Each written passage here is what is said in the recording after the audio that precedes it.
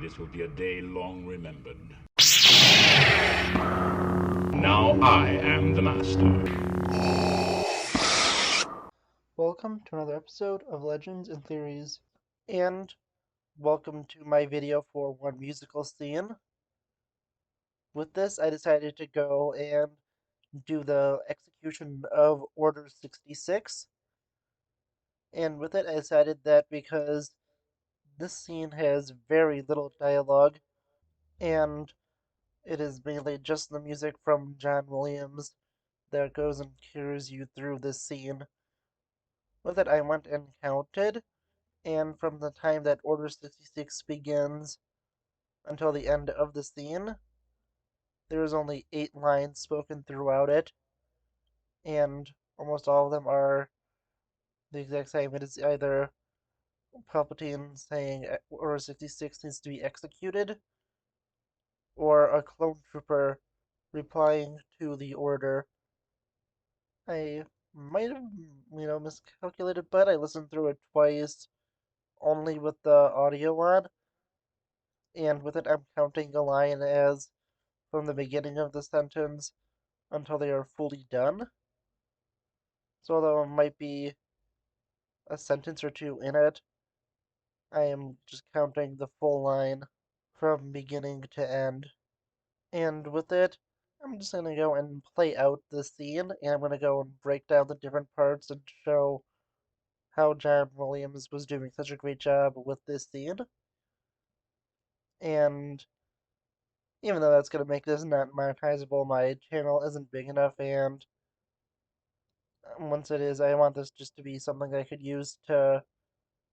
both help get in views, but also just to show off what this channel really is about, since this could be added onto the One Musical Scene playlist. And since this is such a major scene, I definitely think it's going to help. There's one clip of it we're going to look at before we go into anything, and that is the one where Anakin marches up to the Jedi Temple, since that's a great part of this. But I feel like the part where we look at Obi-Wan meeting with Cody isn't, the perfect example of it, because that's just, a thing to set up the scene, and it truly isn't part of the Order 66 part. Although Anakin's march, I feel like, is too iconic to not have in here.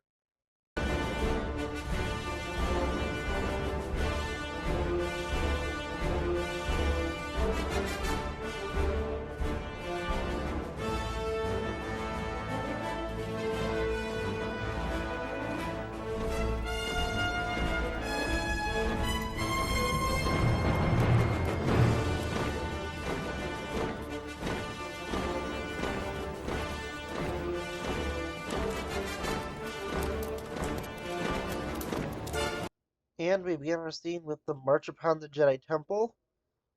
This is only the clip I'm going to use. I'm not going to go, as I said before, and look at the clip where Obi-Wan goes and talks to Cody, because then I want to look at the mainly dialogue free scenes where it's not completely dialogue free, but they don't say much. And with it, if we take a look at it, we get the theme named Love Pledge and the Arena. And this was originally intended for episode 2. And although I'm not 100% sure on this, I think that the theme was cut from the movie. Although part of it may have been used in the arena battle,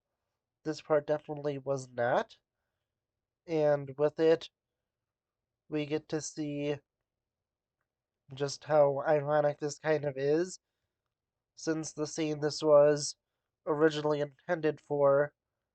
was to be the moment Anakin and Padme fell in love and were going to face their deaths for the events that happened in episode 2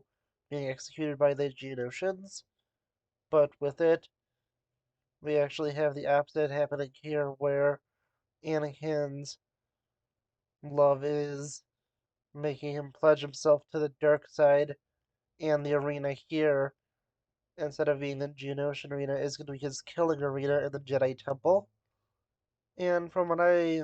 also saw, again, I cannot 100% confirm this, but just from the research I did, just to make sure I was doing the scene correctly and making sure I had everything right, it seems that this song was originally called The Arena and was renamed Love Pledge and the Arena. And if this is true, it makes even more sense since you could go and say, as I said before, this is his love which led him to a pledge into an arena, although it is working differently here since this arena is, of course, different than the arena he was literally in. It's more of a different type of arena and more metaphorical than literal as it would be in episode 2. But even if they didn't go for this very interesting interpretation, this song still works really well as it is dark and ominous, and you hear as Anakin goes up as this song begins to intensify as he goes to commit great evils. Commander Kelly, the time has come. Execute Order 66. Yes, my lord. As we continue the theme, we get to hear it only quiet for a moment here after Obi-Wan has left Cody, which I did not include in here. But after he left him, we hear immediately after it began to quiet down a little as Cody is contacted by Darth Sidious to go and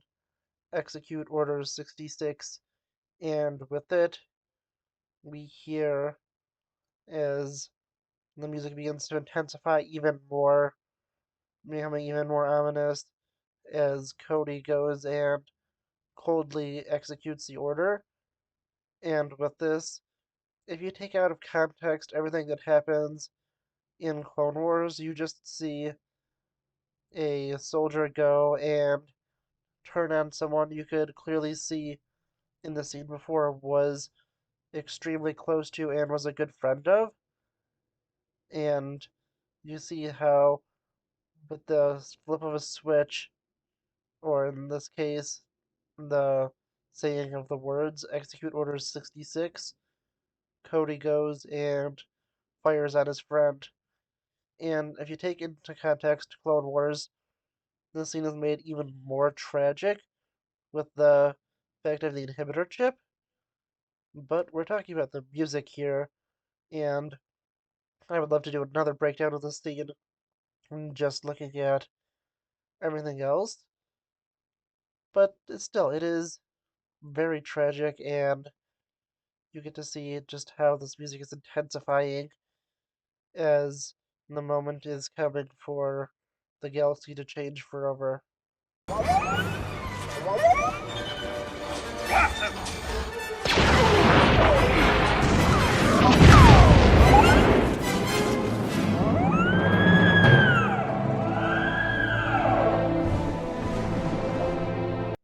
And this scene shows a really important moment in change, and with it, we go from Love Pledge in the arena to Anakin's betrayal, and with it, this makes a lot of sense. Also, with another context you could use for Love Pledge in the arena, and the pledge you could also interpret as the clones' pledge to the Jedi and the Republic, which changes here when they betray them. And with that ending the song, once Obi-Wan is hit and begins to fall, it makes a lot of sense for it to go into Anakin's betrayal, since now they have been betrayed not only by Anakin but also by the clones, and Order 66 has begun. And with it, it has truly changed the galaxy. And now I'm going to go and take a look at the execution of each individual Jedi from this scene, and talk about how the music is going on there, and the dialogue, or lack thereof, is placed into it.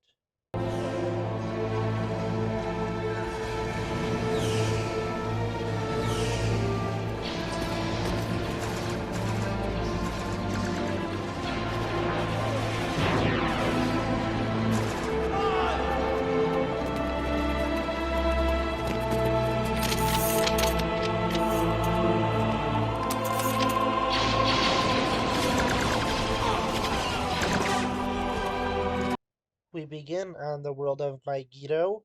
where Ki-Adi-Mundi is leading the Galactic Marines and is assaulting the Separatist forces. And with it, we hear the music as it's sad. We only get one line from Ki-Adi-Mundi saying, "Come on," and he leads the forces forward. And after this, the clones go and turn on him as the music intensifies. We have it drown out everything else as we see the shock on his face as he tries to defend himself, but is quickly cut down by his own troopers. And with it, that helps the scene so much because this could have been very dialogue heavy, but with it, and not having all the context of Clone Wars with inhibitor chips and everything being put in before, it helps a lot more for the clones to just coldly fire on the Jedi, since we were told that they go and will follow orders without question. And with it, we go and just see this moment, and with it, them having almost no lines, besides one just to help, set the mood or show off a few things, just really helps and makes the scene so much more intense.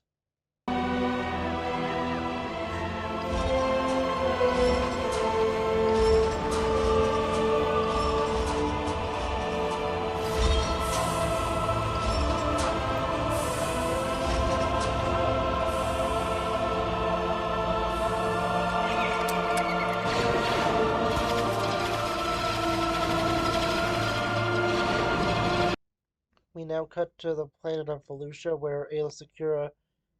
is just simply leading the 327 Star Corps on a march. They're not even in battle, and with that, once the clones receive the order, which we don't even hear, they just turn on her and begin to fire. Before she can even do anything, she is shot down, and they continue to fire upon her, not even killing her, but overkilling her, and with it, the music continues to just intensify with this, as the scenes are just getting darker and darker, and with this, we go from a scene of Cody firing upon Obi-Wan and making him fall,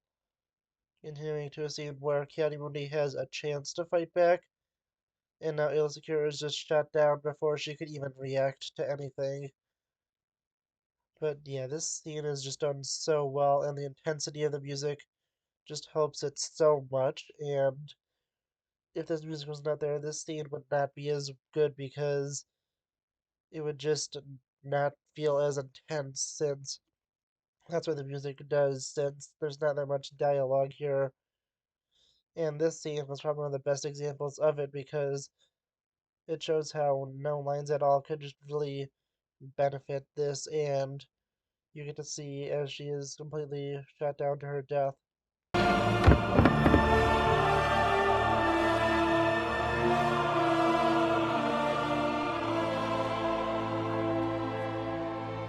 We then get a quick cut to Kashyyyk where we see Yoda falling to his knees in immense pain from feeling this disturbance through the Force, since he is so powerful. He feels the deaths of all the Jedi throughout the galaxy, not only the ones we've seen, but ones happening completely off screen, and we just continue the intensity as Yoda is being devastated by this, as the music continues to pick up, just putting the weight of the scene so much more into it, and making it so much more in depth. Execute Order 66. It will be done, my lord.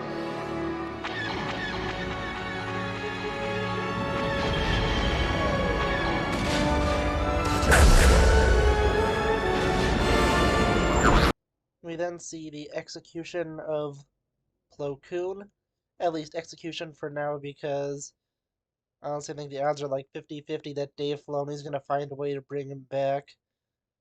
since he is his favorite Jedi, and he's been using Plo Koon as a code name for Luke Skywalker, so who knows if he's going to find a way to bring him back, but that's kind of besides the point. With it, we see another 2 lines placed in here, where we have Palpatine once again ordering Order 66 to be executed, and one of the clones, presumably from the Wolf Pack, going and firing upon Master Plo Koon, and with it, we see him just crash into the building, and we see his fighter explode. And once again, this music is just doing a really good job of building up the intensity and pushing this scene forward as we just see how tragic this is, but also just keeps us engaged with how intense the song is, but also does make us feel bad with how sad it is also.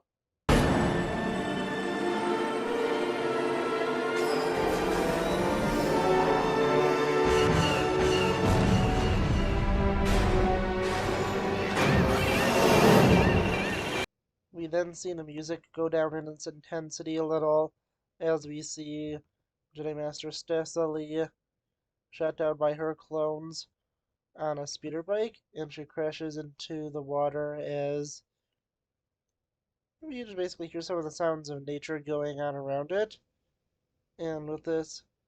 I believe this is meant to show that this is towards the end, and this is the last Jedi that we could clearly see being killed without it being a long shot of multiple Jedi being killed in the temple or other stuff. And I think that's part of it because this is the last, as I was saying last time, we get to see kind of an up close kill of a Jedi for the rest of the movie, and the rest of them are either implied or are taking place from a distance.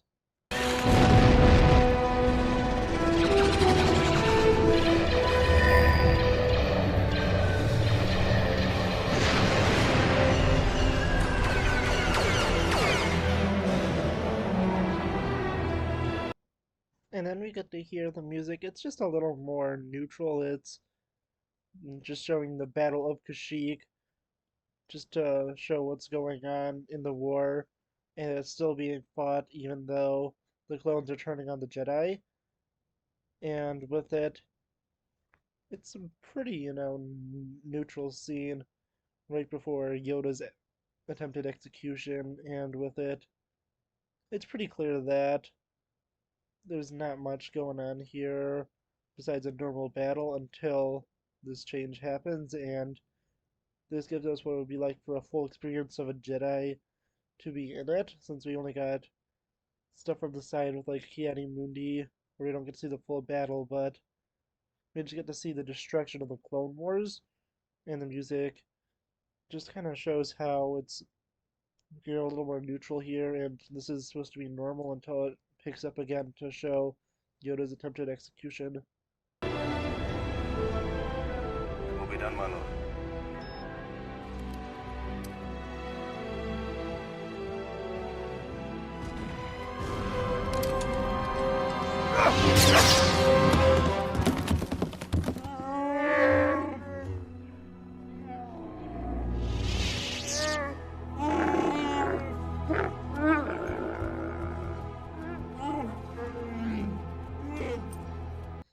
We then have probably one of my favorite parts of musically of this, where we have the music getting more and more intense as the clones go and aim their weapons at Yoda, but he manages to jump up, cut off their heads, and the music completely stops for a second as we hear the Wookiees just go and begin to speak, although since you can't really hear it, I didn't count it as a line of dialogue. And with it, that does not count towards the 8 lines I mentioned earlier. So it's mainly because it was way too hard to figure out which one's from which Wookiee, and it's not really something you can understand, so I just consider it part of, like, either the background noise or a little more of alien/animal noises, since I also didn't count the sounds that Obi-Wan's Varactyl Boga made. And with it, the rest of the scene is also really good because even though Yoda has survived, the music continues to get darker because even though Yoda has survived this, things are not going to become easier and the situation is still dark. And with it, they could have chose to make it a little more uplifting here to say that Hope survived and there is still a chance, but decided to just double down and make it darker and continue on so you could see how hopeless the situation is and truly feel like you're there and you are losing really just everything you've had because even though Yoda has his life, he's lost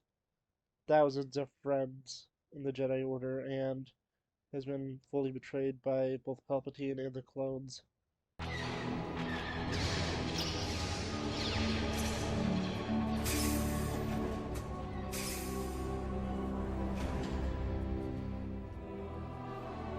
Master Skywalker, there are too many of them. What are we going to do?